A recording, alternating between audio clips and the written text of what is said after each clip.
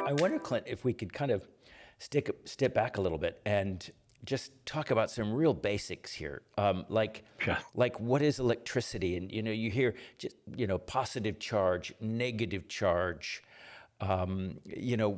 what is? Can you elaborate on that? And we talk about electrons and protons and neutrons, just so we've Yeah. got some grounding. So no pun intended. Yeah. Charge is, first of all, you have to know that the free electrons and they primarily come from the sun. I mean, it's radiation from the sun. And so on the sun side of the earth, when it's hot, the electrons are hitting the earth or the energy, and it's, the temperature goes up. And it's like when you stick your arm, outdoors, it's it can be, it's there's no heat coming from the sun. There's only radiation coming from the sun. You stick your arm out the door, and it's the sun hitting the arm that's going to warm the Right. skin. But there's no heat. There's not heat that's coming. I mean, there's 60 miles up. There's no heat. 1,000 Yes, miles of up. There's course. no heat. It's frigid. Right. So this is all radiation. I Okay. see. So so everybody's worried about radiation. The sun is the biggest The ultimate EMF in the radiator. world. Yeah. So anyhow, your body is absorbing this. The Earth itself is becoming hot. It's the surface of the Earth, and so it's the exciting electrons and so on, and that makes plants grow. All these things, and so on. So, but that's where that's the source. The primary source is coming from the Earth or coming from the sun, and then the molten core of the Earth is churning, and there's all kinds of heat activity and whatever. And so I'm sure there's free electrons that rise to the surface from the Earth from that also. So there's an abundance of what we call free electrons on the Earth.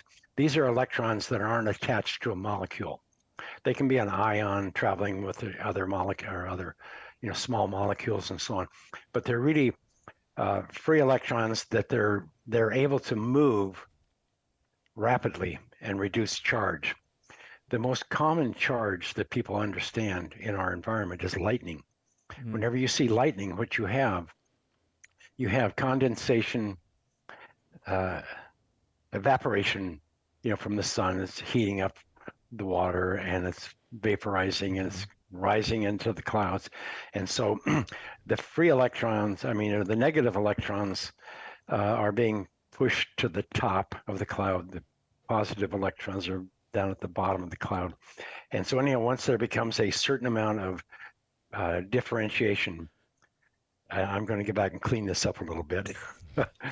But you have to have an equal amount of opposite charge in order to reduce charge. So once the charge and the positive charge in the clouds becomes high enough, then the negative charge of the Earth, there'll be a crack in the fissure in the plasma, and then electrons go, and you'll see this light, and it discharges the electrical imbalance in the clouds. But here's what this imbalance really is. But that's in nature, that is the primary cause of charge, is lightning or Right. an electrical atmospheric event. Or you rub, something like resin on wool or fur. Yeah. That'll create a little bit of static charge. I But see. so what you're doing,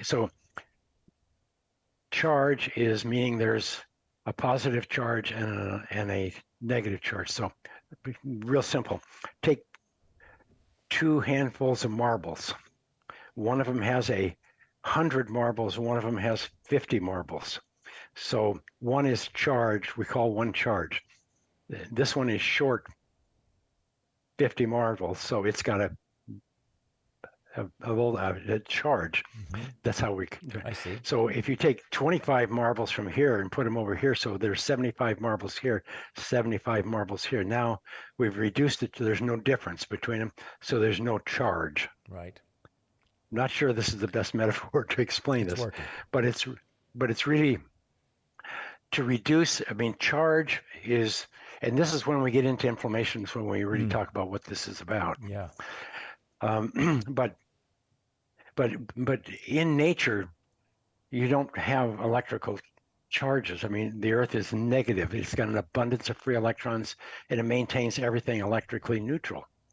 And the body itself has a lot of you have the oxidative burst, you have immune cells that that release reactive oxygen species. These are molecular. Reactive oxygen is a molecule that's electrically charged to the point it has enough voltage in it that it can rip an electron from a pathogen and destroy it. That's how our immune system works. That's its job, yeah. Yeah, it does its job.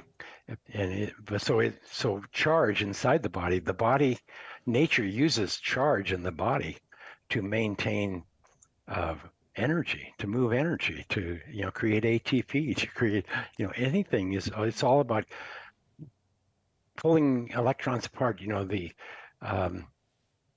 protons and I mean, it's how do I say it? What's the best way to say this? But it's like creating ATP. You're separating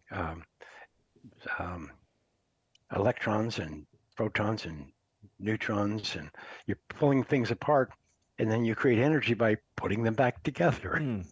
And there's processes, all these processes in the body that do that. And I'm not a scientist and doc, and I don't get into the actual all that stuff. I'm an observer. I watch it all. I know a little bit about everything, enough to be dangerous. Yeah. And so anyhow, but the main thing is in nature, the body, the human body, all plant life, all life involved on this planet. The Earth was negative, so it always, whatever evolved, didn't have to worry about oxidation because the body had, they in nature developed mechanisms to reduce radicals and prevent them from harming, healthy, normal cells. Yeah. And we'll get into that in a second if we have enough time left here. Yeah, absolutely. But so in other words, like literally at the cellular, every cellular function in our body requires this differential between the charge to make everything work. And as I understand it, then that leads to potential byproducts that need to be kind of mopped up and calmed down, and Mother Earth just provides that as long as we're touching her, so to speak. Yeah, throughout all time, the human body and all of our progenitors, we were naturally grounded. We never knew about it. We didn't even have to think about it. But nature, as long as it's grounded, then nature could do its magic and create us and create this life that we all know. And that was all fine, and we could go for an hour on that alone. But so let's move fast forward through all of our studies, through everything. And there's 50 studies peer-reviewed, published on the earthinginstitute.net. There's the Earthing movie. There's lots of information out there if you want to learn more about all of this.